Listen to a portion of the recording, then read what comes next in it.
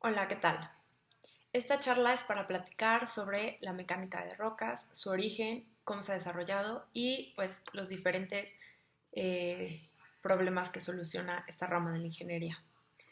Se puede pensar que la ingeniería en mecánica de rocas es una rama de la ingeniería reciente. Sin embargo, Coulomb en el año 1773 expuso ante la Academia Francesa en París los resultados de unas pruebas que realizó a unas rocas en Burdeos. Ahora bien, a partir de ese momento hubo varios ingenieros y científicos que realizaron estudios sobre mecánica de rocas, pero no fue hasta 1960 que se puede decir que la disciplina de ingeniería de mecánica de rocas realmente se fundó como una rama de la ingeniería. Esto ocurrió debido a que en el año 1960 ocurrieron muchas fallas importantes en estructuras que dejaron muchas muertes. Estas fallas demostraron que no solo el suelo tenía que ser contemplado y analizado para dichas estructuras, sino también las rocas sobre las que se desplantan esas estructuras. Muchos de los problemas iniciales que la mecánica de rocas buscaba resolver eran los relacionados a minas profundas. Para este tipo de problemas, los ingenieros decidieron utilizar el método de estructuras discontinuas, que establece soluciones teóricas donde se asume que la roca es un material isotópico y elástico. Este método fue muy común entre los ingenieros, sin embargo tenía ventajas y desventajas. Entre las desventajas se encuentra que este método ignoraba completamente el rol sumamente crítico de las características de la estructura en sí. Y la ventaja fue que a partir de este método se desarrollaron muchos avances en la materia de ingeniería de rocas, los cuales no se hubieran logrado de no haber sido por este método tan específico. Muchas minas y proyectos de ingeniería se han visto beneficiados por la aplicación de la teoría elástica en ellos, y cabe recalcar que la mayoría de los diseños para trabajos de excavaciones profundas tienen su fundamento en el desarrollo de esta teoría. La ingeniería geológica y su reconocimiento como grado universitario ha sido también parte fundamental en la mecánica de rocas. Es más, la pieza clave de cualquier análisis de mecánica de rocas es la información geológica, ya que de ahí se extrae la información sobre el tipo de roca, las discontinuidades estructurales y las propiedades de los materiales, que es lo que le dan sentido al análisis. Realmente, las maneras de realizar los análisis geológicos no han cambiado mucho, y el mapeo en campo y la extracción de núcleos permanecen como los métodos más usados y más confiables. Una vez teniendo la información geológica, es más eficiente procesar los datos por medio de una computadora y de esta manera analizar e interpretar a detalles las tendencias estadísticas de la información recopilada. Ahora bien, el resultado de pruebas de laboratorio para la rama de mecánica de rocas se podría decir que no es muy práctico, ya que realmente los estudios que brindan información más confiable son aquellos realizados en campo. Claro que hay excepciones, como las máquinas de ensayo de rigidez servocontroladas, las cuales permiten obtener diagramas de esfuerzo de formación de las rocas de manera precisa. También, las deficiencias en las pruebas de laboratorio tienen mucho que ver con los especímenes de rocas que se analizan en los laboratorios, ya que son muy limitadas en tamaño y por lo tanto la información que brindan es muy poco representativa de la roca de la que se extrajo el espécimen y poco objetiva. Para remediar esto, se desarrollaron varios sistemas de clasificación de rocas. Estos sistemas de clasificación de rocas incluyen información como la fuerza de la parte intacta del material de la roca, el espaciamiento, el número de discontinuidades estructurales, así como las propiedades superficiales de las mismas, esfuerzos in situ y la inclinación y orientación de las discontinuidades. Estos sistemas de clasificación de rocas han resultado ser herramientas sumamente útiles y prácticas, ya que obligan a los usuarios a examinar las propiedades de las masas de roca mediante un método muy sistemático. Para concluir con el tema de clasificación de masas de roca, les voy a enseñar un diagrama. Este diagrama que les muestro fue publicado por Barton en 1989 y es utilizado para seleccionar los diferentes tipos de apoyo para excavaciones profundas con base en la clasificación de masas de roca. Ahora bien, otro de los problemas a los que se enfrentan los ingenieros a la hora de realizar estructuras en roca es la estimación de la resistencia de la masa de roca. La masa de roca usualmente está compuesta de muchos bloques discretos de roca, y estos bloques de roca pudieron haber sido degradados y las superficies en contacto pueden variar de ser limpias y frescas a tener residuos de arcilla o estar cuarteadas. El realizar pruebas de laboratorio para conocer la resistencia de masas de roca in situ realmente no ha resultado práctico. Por lo tanto, esta resistencia debe ser estimada a partir de las observaciones geológicas y las pruebas que se realicen a pedazos desprendidos de estas masas de rocas. Hoek y Brown, ambos ingenieros en mecánica de rocas, propusieron un criterio de falla empírico para masas de roca unidas y así conocer dicha resistencia. También determinaron que la clasificación de masas de roca, de la cual les platiqué con anterioridad, podía ser utilizada para estimar las constantes de las masas de roca para que se lleve a cabo el criterio de falla empírico. A través de numerosos trabajos ingenieriles, se confirmó que este método del criterio de falla empírico tiene buenos resultados en masas rocosas perturbadas. Sin embargo, en masas de rocas no perturbadas y estrechamente entrelazadas, los valores que proporciona este método son muy bajos. Otros retos de la mecánica de rocas es la presencia tanto de agua subterránea como de esfuerzos inducidos en las masas de rocas. Estos dos conceptos son factores definitivos en la estabilidad de taludes, túneles y estructuras de roca. Y esto nos lleva a otro punto, el refuerzo a las estructuras de roca. La importancia de la seguridad durante la construcción y las excavaciones ha llevado a los ingenieros a instalar estructuras que les den soporte y apoyo a las estructuras de roca.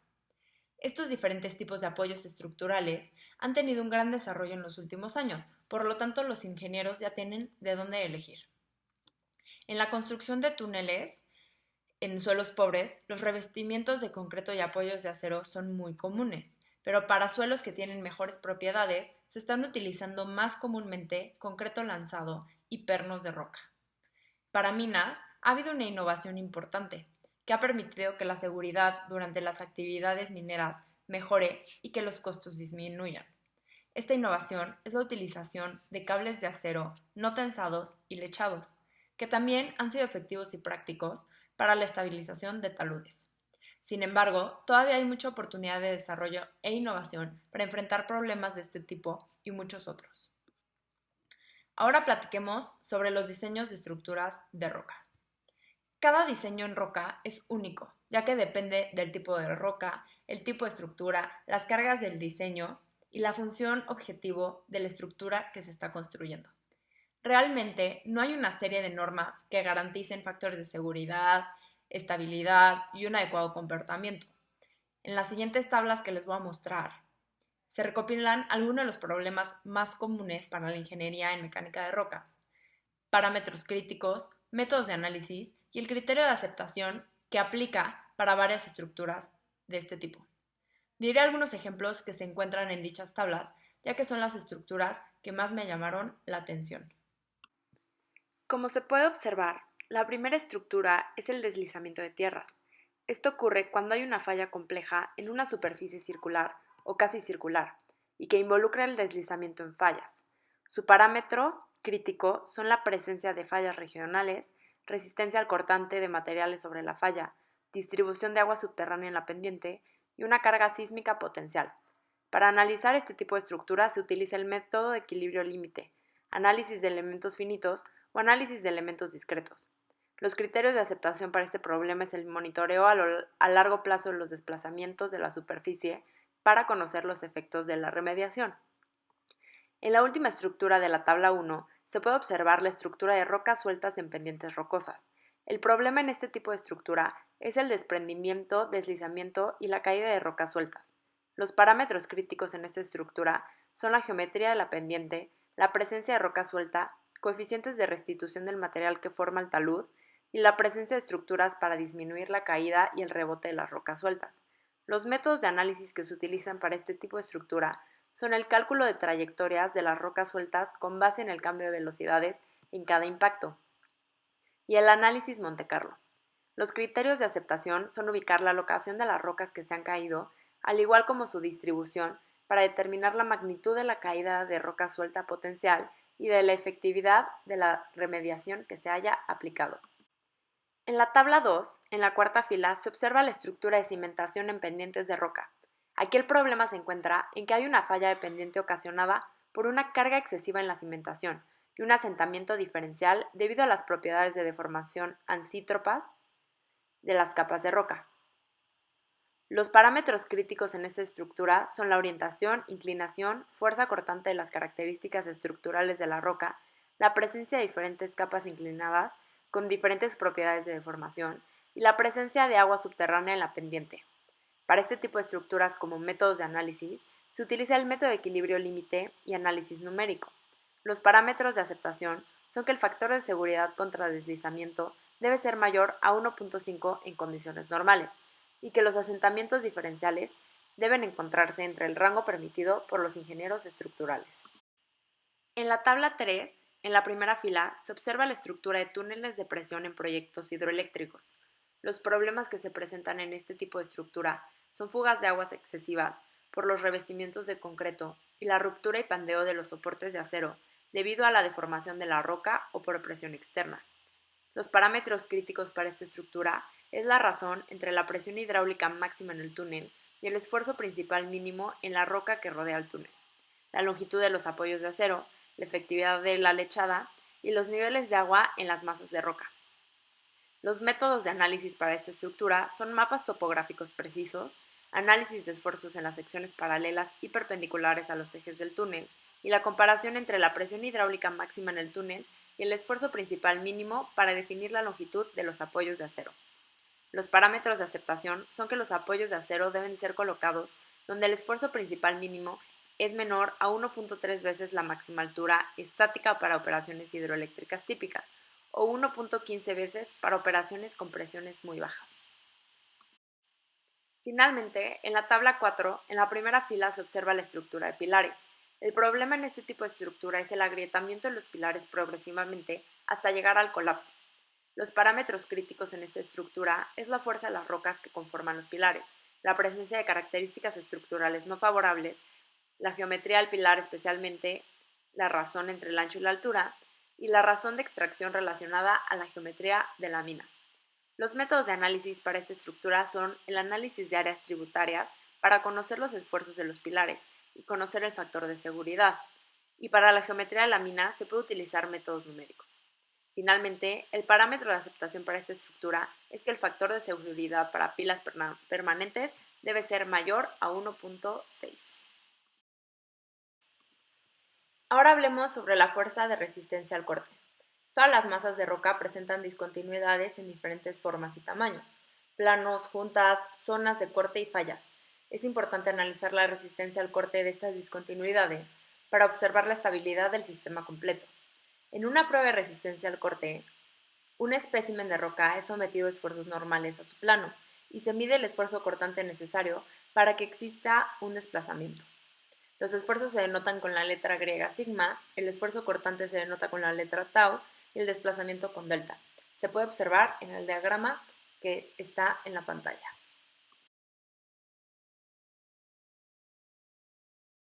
La relación entre la máxima resistencia al corte y el esfuerzo normal se puede explicar mediante la siguiente ecuación de Mohr-Coulomb, donde la máxima resistencia al corte es igual a la suma de la fuerza cohesiva y el producto del esfuerzo normal y tangente del ángulo de fricción.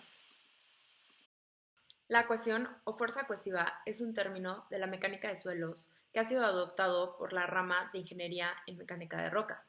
Para la mecánica de rocas, la cohesión se refiere a la cantidad matemática relacionada a la aspereza de la superficie del material y en términos gráficos es la intersección entre el eje de la resistencia al corte, o sea, tau, y un esfuerzo normal equivalente a cero, o sea, sigma es igual a cero.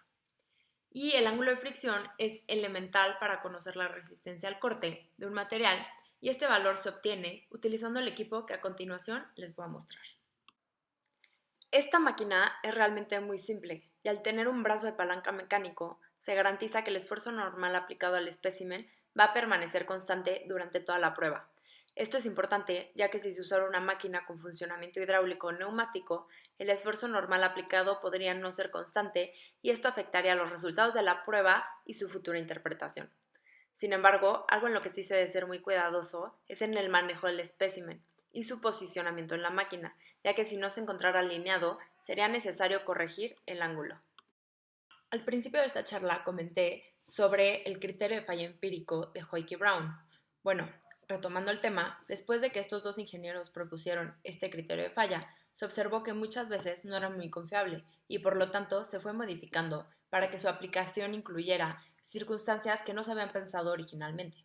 Llegó un punto en la historia de la mecánica de rocas en las que ese criterio de fallas ya no fue suficiente y se desarrolló una clasificación completamente nueva en el año 1994 llamada Geological Strength Index, donde también colaboró Hoek.